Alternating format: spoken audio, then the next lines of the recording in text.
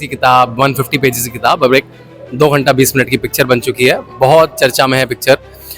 मैं उसको काशी से लेकर कैलिफोर्निया तक, लखनऊ से लेकर लंदन तक उसको लेके गया हूँ। इस सेंट्रल आइडिया है योगी आदित्यनाथ का चीफ मिनिस्टर बनने पहले का जीवन, तभी है अनटोल्ड स्टोरी। 19 साल का उनका सांसद का जीवन, उसके पहले वो कॉलेज में थे, संन्यास क्यों लिया थे, उनका घर परिवार कैसा था। एक नॉर्मल पैंट शर्ट पहनने वाला लड़का जो कॉलेज में पढ़ता था, गॉगल लगाता था, बैंडाना लगाता था, उसको क्या हुआ ऐसा कि उसने संन्यास लिया। एब्सोल्युटली वैसा ही निडर व्यक्ति हमारे लिए आदर्श है और हमारे इंडिया को आगे लेने के लिए बहुत ही एप्ट नेता है। माय पर्सनल ओपिनियन, मेरा व्यक्तिगत सोच यही है कि योगी आदित्यनाथ ही भारत को विकसित भारत 2047 में करवा देगा। तो हर लीडर को, जो यंग लीडर हैं उनको सबको इस मूवी को देखना चाहिए कि माननीय योगी जी की स्टोरी क्या है। ये स्टोरी उनकी कोई पॉलिटिकल नहीं मैं बोलूँगा, ये तो सच्चाई में उनके साथ जो हुआ है, माफियों ने क्या क्या किया वो सब उन्होंने दिखाया है मूवी में। ह्या मूवीत जे दाखवलं गेलं आहे ते मला वाटतं त्याचे 50% सुद्धा आपण जर आत्मसात केलं, मला वाटतं पॉलिटिकल सिनारिओ ऑफ गोवा नव्हे तर भारताचा चेंज होऊ शकतो।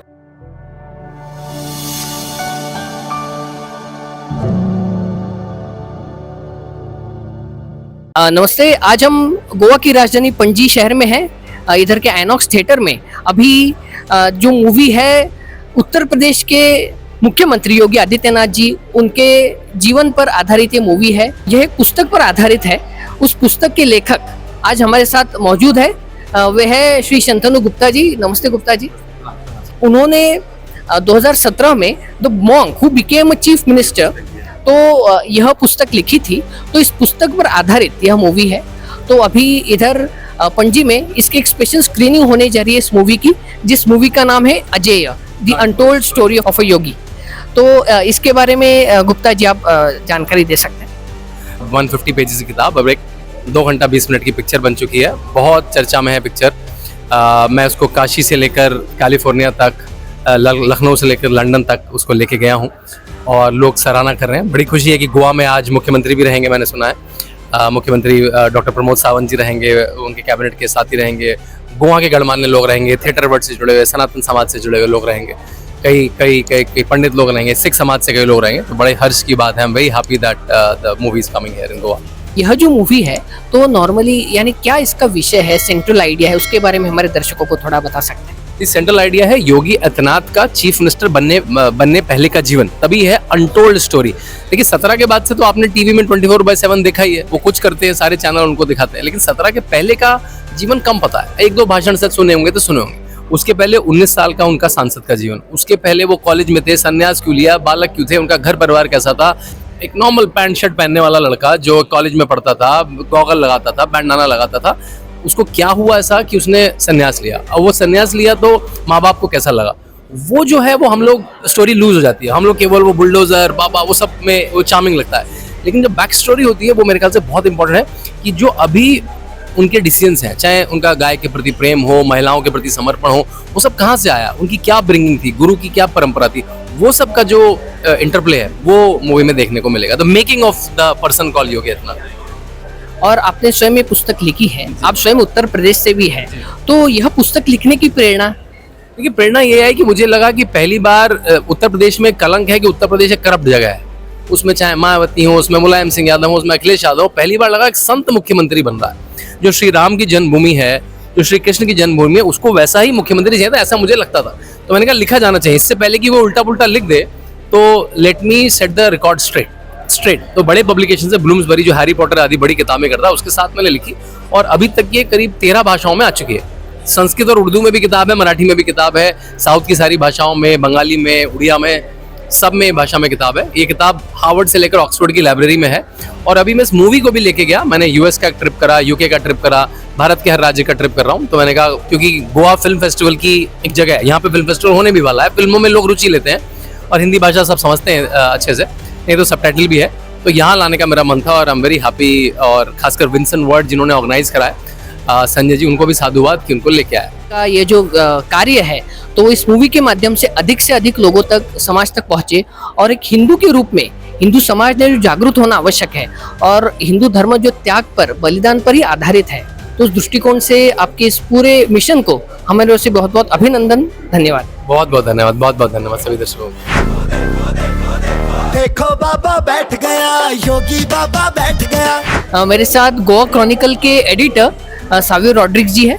तो सावियो जी, ये मूवी देखकर आपको कैसे लगा? Purely from a movie point of view, जो पिक्चर बनाया है योगी आदित्यनाथ के जीवन के बारे में, ये बहुत ही इंस्पायरिंग है और एक बहुत ही बढ़िया तरीके से ये पिक्चर बनाया है।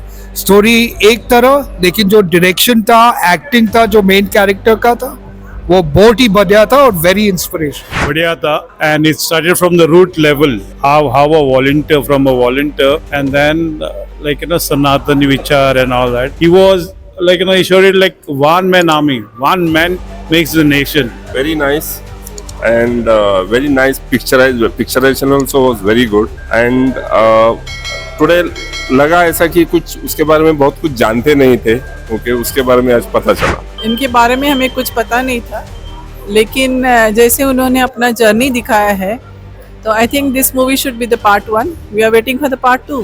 बोला जाए तो पूरा जो सिख सरदार लोगों वाला ही काम किया है उन्होंने, मतलब ऐसे ही सरदार लोग भी सब ऐसे ही करते हैं, तो बहुत अच्छा लगा। हमारे जो सिख रेजिमेंट है वो बॉर्डरों पे खड़ी है, वो वहाँ पे प्रोटेक्शन कर रही है और इन्होंने यूपी में अध्यक्ष बन के किया है, मतलब सन्यासी भी और अध्यक्ष बने हैं। तो उसके बाद में जो वहाँ पे दादागिरी हो रही थी उसको कम किया, लोगों को राहत दी। ये एक यूथ के लिए बहुत बड़ा मैसेज है कि जैसे एक हमारे सिखों में एक डेयरिंग होता है कि सबके हर गलत चीज़ के खिलाफ लड़ने के लिए, तो ऐसी वो चीज़ योगी जी ने भी की है और ये बहुत अच्छा लगा और ऐसे और भी पिक्चरें बननी चाहिए। एब्सोल्युटली वैसा ही निडर व्यक्ति हमारे लिए आदर्श है और हमारे इंडिया को आगे लेने के लिए बहुत ही एप्ट नेता है। ये मूवी बहुत थोड़े ही लोगों को देखने को मिल रही है। इसका कमर्शियल लॉन्चिंग पूरे इंडिया में होना चाहिए ताकि पूरे इंडिया में एक खलबली मच जाए और अपना इंडिया, मोदी जी ने जो बोला है 1947 तक विकसित होने वाला भारत है, वो मेरे ख्याल से 37 में ही विकसित हो सकता है। इतनी अच्छी मूवी है, हर एक इंडियन नेशनल ने ये मूवी देखनी ही चाहिए। हमें इतना ऐसा लगा जैसे कि किसी एक का पर्पस जिंदगी का, जो समाज सेवा हो या दूसरों को अच्छा करना हो, वो एक हर एक बंदा अगर अपने साथ लेके चले तो पूरा नेशन बदल सकता है। And this is really really nice.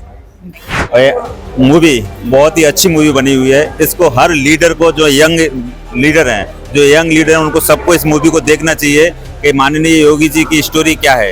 ये स्टोरी उनकी कोई पॉलिटिकल नहीं मैं बोलूँगा, ये तो सच्चाई में उनके साथ जो जो हुआ है, माफियों ने क्या क्या किया, वो सब उन्होंने दिखाया है मूवी में कि कितना स्ट्रगल करके आज सीएम बने हैं वो, और एक सनातनी की सरकार चला सकता है, वो आपने दिखाया हो। गुरु जी की कैसे उन्होंने बात मानी। तो ये मैं बोलना चाहूँ कि इस मूवी को सबको देखना चाहिए, सब थिएटर में लगना चाहिए और इसको सब पे फेसबुक, इंस्टाग्राम पे सब पे लाइक शेयर मिलने चाहिए। और ये हर आदमी को, हर बच्चे को जो लीडर में थोडा बनना चाहता है लीडर, उनको तो देखना ही देखना चाहिए। मला वाटतं चित्रपट खूप चांगल्या विचाराने गेलेला आहे। मला वाटतं ही विचारशून्यता दर एक पॉलिटिकल जो प्रयास आता चालू आहे, त्यांनी दर एक MLA मिनिस्टर जे पण आपलं करिअर पण करणार आहे पॉलिटिक्समध्ये, त्यांनी ही मूवी बघायला पाहिजे। कारण ह्या मूवीत जे दाखवलं गेलं आहे ते मला वाटतं त्याचे 50% सुद्धा आपण जर आत्मसात केलं, मला वाटतं पॉलिटिकल सिनारियो ऑफ गोवा नव्हे तर भारताचा चेंज होऊ शकतो। और मोदी जी के पश्चात आने वाले PM के रूप में आप योगी जी को देखना चाहते, उस पर आपकी विचार? योगी आदित्यनाथ ही भारत को विकसित भारत 2047 में करवा देगा। मोदी जी के बाद योगी जी कभी बैठना चाहिए कि वो गुरु हैं और गुरु के बाद शिष्य को बिठाना चाहिए और यही सरकार चला सकते हैं। और योगी से अच्छा मुझे नहीं लगता कि प्रधानमंत्री माननीय मोदी जी के बाद योगी का और कोई हो विकल्प है। कुछ भी गलत हो तो डिसीजन लेने के लिए एक स्ट्रॉन्ग चाहिए। जैसे यूपी में जो हालात थे, कचरा साफ कर दिया, तो हर एक की इच्छा यही होती है कि कोई तो आए देश का कचरा साफ करे। तो अगर योगी जी आ रहे हैं, उनके डिसीजन स्ट्रॉन्ग है, तो हम तो जरूर देखना चाहेंगे।